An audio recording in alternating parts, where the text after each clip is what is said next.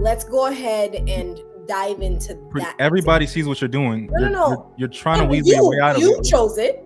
I'm speaking. Everybody sees what you're trying to do. You chose it. No. I'm speaking on it. As I said, you could chose credit score, home ownership. You could chose like baseball. Oh, the majority of people playing basketball doesn't mean that they wanted to do it. Their parents made them do it.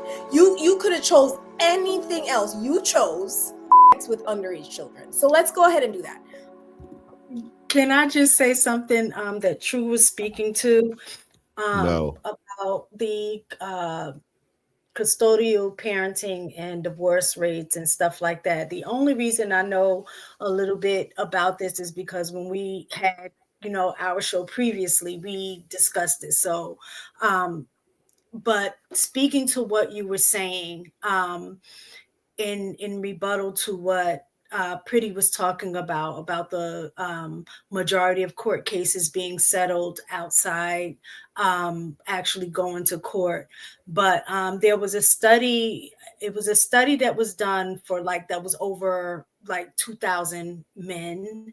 And basically it was saying that within that study, 92% of the men who asked for custody either got it or got joint custody. And in that study, it was saying most of the issue with it is that a lot of times men aren't even asking for custody. So that's part of the problem. And then the other thing was in general, many men, like you said, just acquiesce to just whatever the recommendation is. And then they'll not even say, okay, well, no, I would rather have. The ones that actively pursue custody in those situations that fight for custody, 72% of those cases, the men actually either get custody or get joint custody. The most common arrangement is the joint custody. But when men are actively pursuing the access to their kids, they actually get it. So that speaks more to men also not wanting either the fight or the full-time responsibility of being the parent. So in that regard, you have to look at both sides. So is the court only giving the custody to, or majority custody of the time to the mother because the father is saying that they don't want the full custody or would prefer joint custody or some arrangement that they don't have to be the primary parent? So that's really what we're looking at. Who wants to be the primary parent and willing to fight to become the primary parent versus the parent who doesn't fight and is okay with the recommendation of child custody arrangement.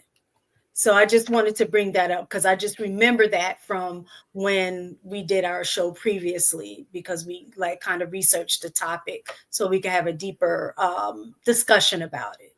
Look, I'm not even going to hold y'all for this one. I'm going to just wait for the next one. I think I didn't kind of said enough for what I want to say. I don't want to repeat. I don't want to reiterate. I think everybody made some great points. One thing I will think about is you guys were making great points here about the system. I know some of us are saying we can make little tweaks in systems and things like that. But I just want to remind us about that movie Soul Food with Big Mom and that gangrene that was in her leg.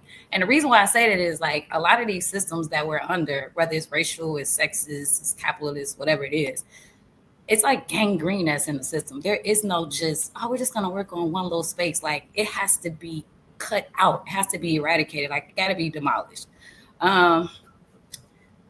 That's another conversation for another day. I think sometimes mainly majority of the moms get the children in custody battles either because they request more, or I just think it's deemed that the dad is the main provider and he works. I mean, it could be subjective. They're Mont was saying, it varies. But like I say, I'm kind of just honestly waiting for the next topic. I'm kind of past this. I wasn't fully sure if my position really landed with Pretty, so I just wanted to give a small attempt with another example of maybe she can kind of see my point of view. and maybe start to look at statistics a little bit differently. So if we're talking about like let's say there was a statistic that said, boys and girls under 20, have consensual sex, 80% of the time, and then somebody said, well, that means that 80% of the time the girls want to do this, want to do the deal with them, right? And that would mean that, and I know from my personal experience, I know women who, especially in that age group, who just don't know how to say no, and they're uncomfortable in a situation. They just didn't say no, right? It happens a lot, and a lot of women have that experience where they just didn't know how to say no. They didn't want it to be awkward. They didn't want to disappoint somebody, so they ended up doing it, right? But if I looked at a statistic and said, hey, look at this statistic, everything's fine. The girls are agreeing. They want to do it.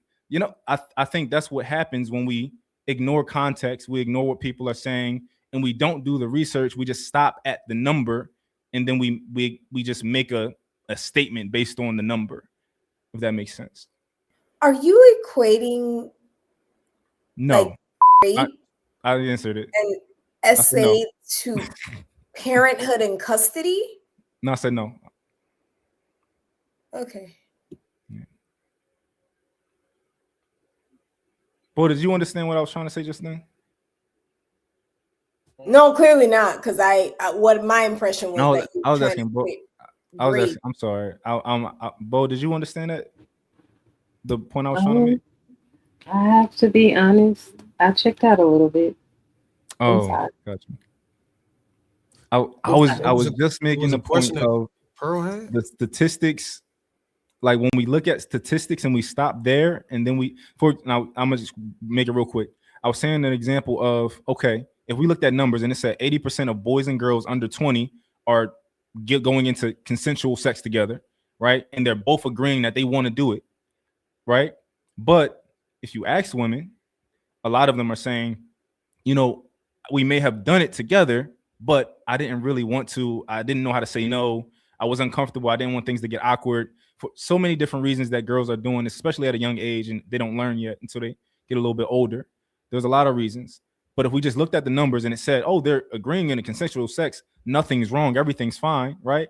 We would be being disingenuous if we did that, if that makes sense. Did that make sense to you? Yes. So then I get what you're saying.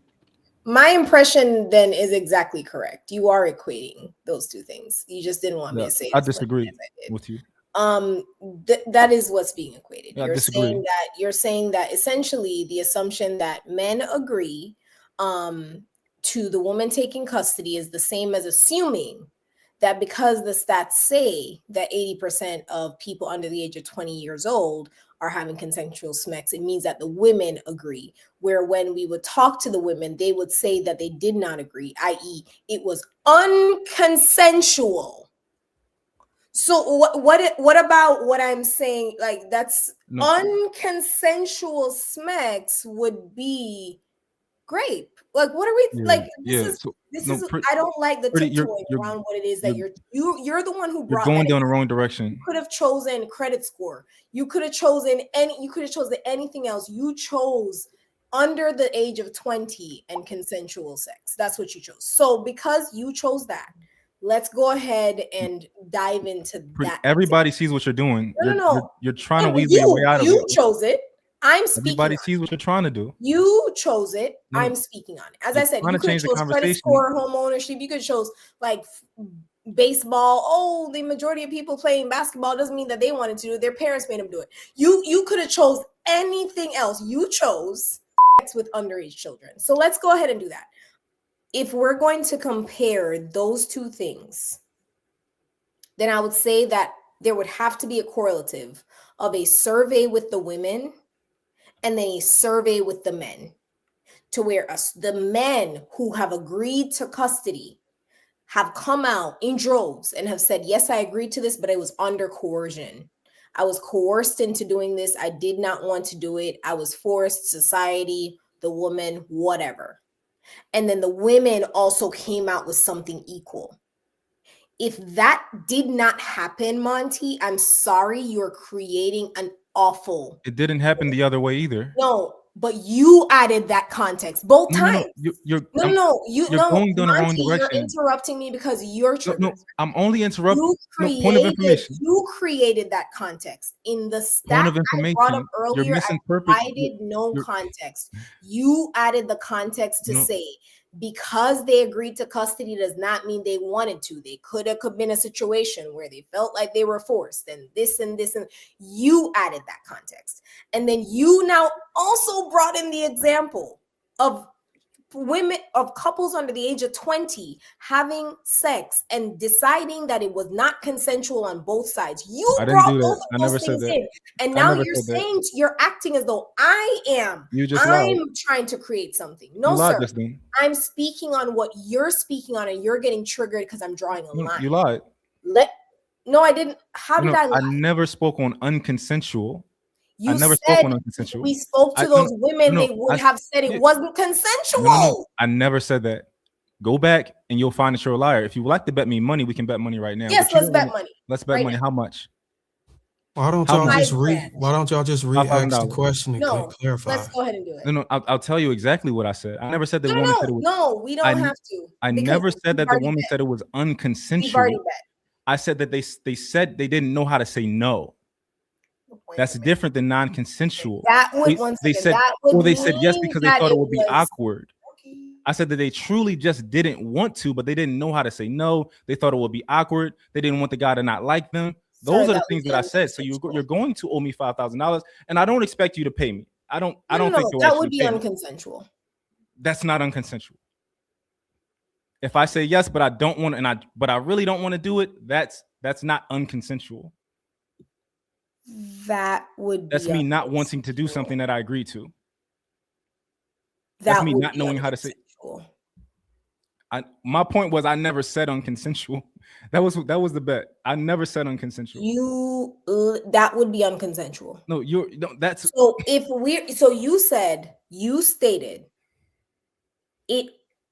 We would agree that this was consensual. And then if I spoke to the women, they would say that it was not that they did not know how to say no, and don't you worry, I will watch it. We'll watch it together because I know what you said. And that is why I asked you to repeat yourself twice. That's why I asked you to repeat yourself twice, and you did. I know you got it inside of you. To be fair, you actually don't. I know you can be fair, and I know you have it inside of you to be a fair person, right? And I do, but that's why I asked you to say it twice. Yeah, and when you did, now I'm creating the correlative, and I'm stating to you that there would, and I'm not even trying to put nothing on you. What I'm saying is there has to be something of both, and if there's not, then sir, you have no ground to stand on. And because you brought both of these contexts into this conversation without any proof that either one exists, you're making it up. That's what I'm saying to you. And I don't like when people make things up because it proves to me that you're being emotional and you are not being logical because you're not being sound in any actual stats. And you're literally speaking from your personal experience, opinion, and feelings.